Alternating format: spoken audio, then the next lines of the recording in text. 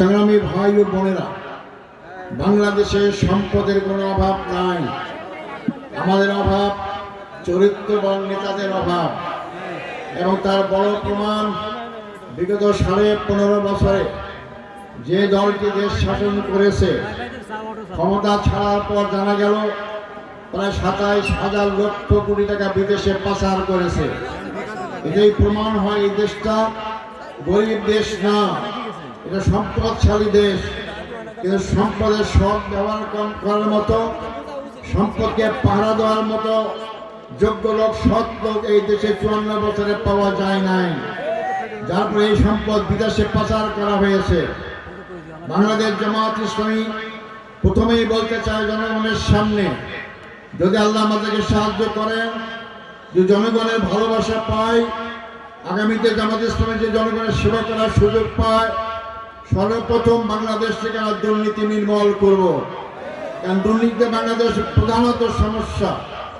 আজকে যদি দুর্নীতি না হতো, 27,000 লক্ষ কোটি টাকা দেশে থাকতো, বাংলাদেশের গরিব ছেলেরা তাদের বাপ মায়ের জমি বিক্রি করে বিদেশে চাকরির জন্য যেতে হতো না। যাওয়ার পথে নদীতে গিয়ে তারা নৌকা ডুবি হয়ে মারা যেত না। এই সম্পদ বাংলাদেশে ব্যবহার করা হলে বিদেশ থেকে আমার দেশের লোকেরা চাকরি করতে আসতো। এই দেশ সিঙ্গাপুর কেন, এর অনেক অনেক বড় উন্নত দেশ হতে পারত, কিন্তু দুর্নীতির দেশ পড়ে গিয়েছে। অনেকে বলে থাকেন, এই কথা বললে বলে আপনারা তো ক্ষমতায় যান নাই, আপনারা দুর্নীতি করবেন না ক্ষমতায় গিয়ে, তার প্রমাণ কি? আমি আপনাদেরকে সুস্পষ্ট বলতে চাই, আপনারা ফিরে দেখুন 2001 থেকে 2006 সাল পর্যন্ত বেগম খালেদা জিয়ার নেতৃত্বে 4 দলীয় ঐক্যজোট আমরা দেশ শাসনের সুযোগ পেয়েছিলাম। সেই দেশ শাসনের অংশীদার হিসেবে বাংলাদেশ জামাত ইসলামী তৎকালীন আমিরে জামাত মৌলানা মতিউর রহমান নিজামী 2টা মন্ত্রণালয় চালিয়েছেন। একটি কৃষি মন্ত্রণালয়, একটি শিল্প মন্ত্রণালয়। আমাদের পার্টির সেক্রেটারি জেনারেল জনাব আলী হাসান মুজাহিদ একটি মন্ত্রণালয় চালিয়েছেন, সমাজ কল্যাণ মন্ত্রণালয়। তাদেরকে ফাঁসি দেওয়া হয়েছে 1971 সালে কল্পকাহিনী তৈরি করে। কিন্তু আমাদের ক্ষমতা ছাড়ার পর সেনা সমর্থিত সরকার 2 বছর ক্ষমতায় ছিল। ওনাদের ফাঁসি দেওয়ার আগে 3 বছর প্রায় ক্ষমতায় ছিল আওয়ামী লীগ, সুযোগ পেয়েছিল। কিন্তু এই 5 বছরে কোনো সরকারই এই 2 মন্ত্রীর বিরুদ্ধে একটি টাকা আত্মসাতের প্রমাণ সামনে হাজির করতে পারে নাই। আমরা সেই নেতাদের দল করি, সেই নেতাদের দলই আমরা কর্মী। ওদের জামাত ইসলামী দায়িত্ব পেলে সেই নেতাদের আদর্শ অনুসরণ করে অবশ্যই বাংলাদেশকে আমরা দুর্নীতিমুক্ত করতে পারবো ইনশাআল্লাহ। আমাদের 2001 সালে আমাদের 18 জন এমপি ছিল। এই 18 জন এমপির বিরুদ্ধে কোনো দুর্নীতির অভিযোগ পেশ করতে পারেনি। এতে প্রমাণ হয় জামাত ইসলামী যত যে দায়িত্ব পাক না কেন, তারা দুর্নীতি করে না। এই জন্য জনগণের ভয়ে না, পুলিশের ভয়ে না, মিডিয়ার আর্মির ভয়ে না, আমরা দুর্নীতি করি না আল্লাহর ভয়ে। আমরা বিশ্বাস করি এই দুনিয়া থেকে চলে গেলে আমার সমস্ত কর্মকাণ্ড হিসাব আল্লাহকে দিতে হবে। সেই জবাবদিহিতা জামাত ইসলামী নেতা কর্মীদেরকে তৈরি করা হয়।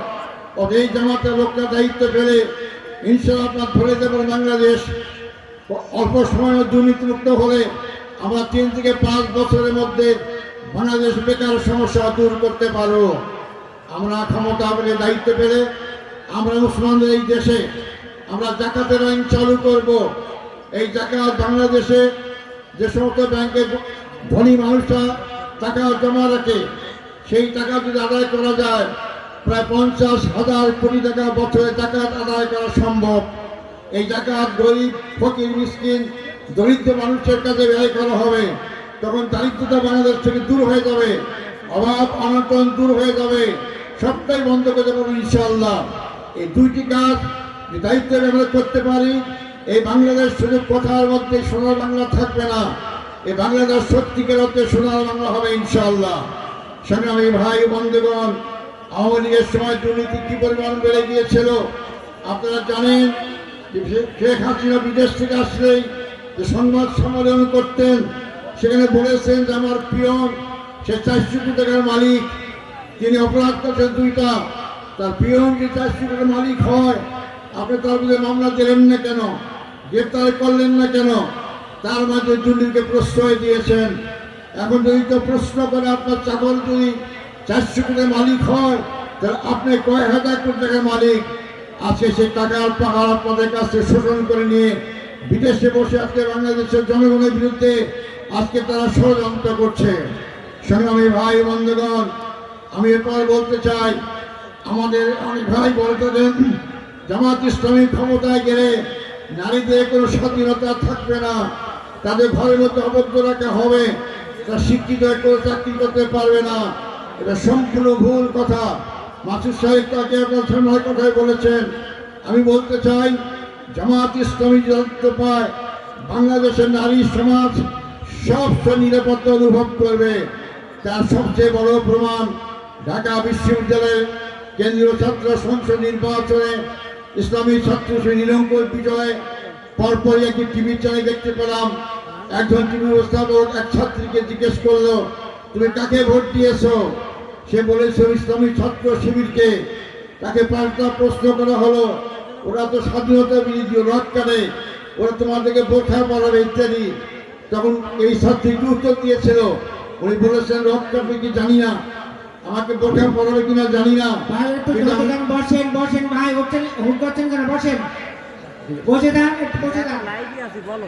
তিনি বলেছে, ছাত্রী বলেছে কি, আমি ছাত্র শিবিরের কাছে নিরাপদ মনে করি। ছাত্ররা টকবগে যৌবন ভরা যুবক, তাদের কাছে যে একটি ছাত্রী নিরাপদ থাকতে পারে, তাদের মুরব্বী আমরা জামাত ইসলামী দায়িত্ব করে বাংলাদেশের সকল প্রকার নারীরা সম্পূর্ণ নিরাপদে তাদের জীবন যাপন করতে পারবে ইনশাআল্লাহ। সংগ্রামী ভাই বন্ধুগণ, আমাদের বিরুদ্ধে আরেকটা অভিযোগ করা হয়, অমুসলিমদের নাকি আমরা মুসলমান বানাবো, আমরা ক্ষমতায় গিয়ে তারা ঠিক মতো পূজা পালন করতে পারবে না। আমি যদি এখানে হিন্দু ভাই থাকেন, তাকে আমি স্মরণ করতে বলবো, 2024 সালের পূর্বে যে হাসিনা ক্ষমতায় ছিলেন, আপনার প্রায় দেখবেন দুর্গা পূজার সময় পূজা মণ্ডপ ভাঙ্গা হতো, মূর্তি ভাঙ্গা হতো, আর দায়িত্ব ইসলামী ছাত্র শিবির জামাত ইসলামীকে দেওয়া হতো। আপনার ওকে হাত দিয়ে বলেন, আজকে 2025 সালে যে দুর্গা পূজা হয়েছে, বাংলাদেশের কোনো মিডিয়া কেউ এই কথা বলতে পারেনি যে একটা দুর্গা মণ্ডপে হামলা করা হয়েছে, একটি মূর্তি ভাঙ্গা হয়েছে, কেউ বলতে পারবে না। তাহলে আগে, এখন তো আমরা ক্ষমতার কাছাকাছি, এরপর যদি দুর্গা পূজা আমরা ভাঙতে না পারি, এর আগে দুর্গা পূজা মণ্ডপ ভেঙেছিল কে? যারা ভেঙেছে তো আজকে দেশে নাই, দেশ থেকে পালিয়ে গিয়েছে।